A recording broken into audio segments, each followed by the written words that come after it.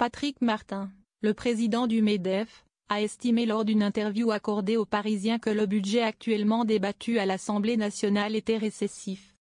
Une position qui tranche avec celle qu'il avait tenue jusque-là. Le dirigeant de l'organisation patronale ayant par le passé indiqué que les entreprises étaient prêtes à contribuer à l'effort de guerre. Selon celui qui plaide pour la mise en place d'une TVA sociale. Les hausses de taxes prévues par le texte du budget 2025 auraient pour conséquence une baisse de l'embauche et par ricochet, des suppressions de postes.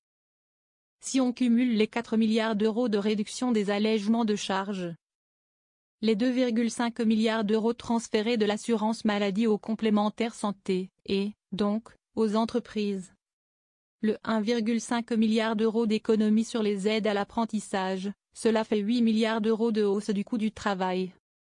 Ce qui correspond aux salaires bruts moyens annuels de 300 000 salariés, a-t-il indiqué.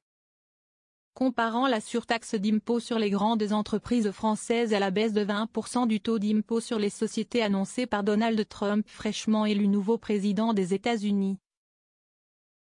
Patrick Martin a estimé que le fossé va encore se creuser avec les États-Unis. Une TVA sociale. Patrick Martin a fustigé les promesses du gouvernement qui ne sont, selon lui, pas tenues.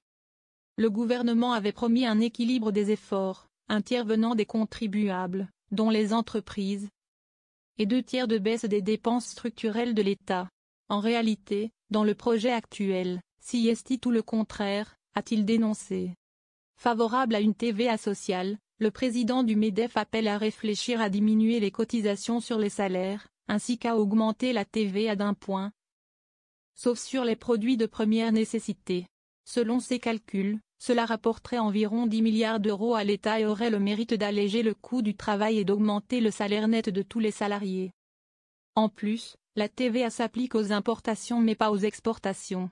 Ce qui favorise la compétitivité française, a-t-il ajouté.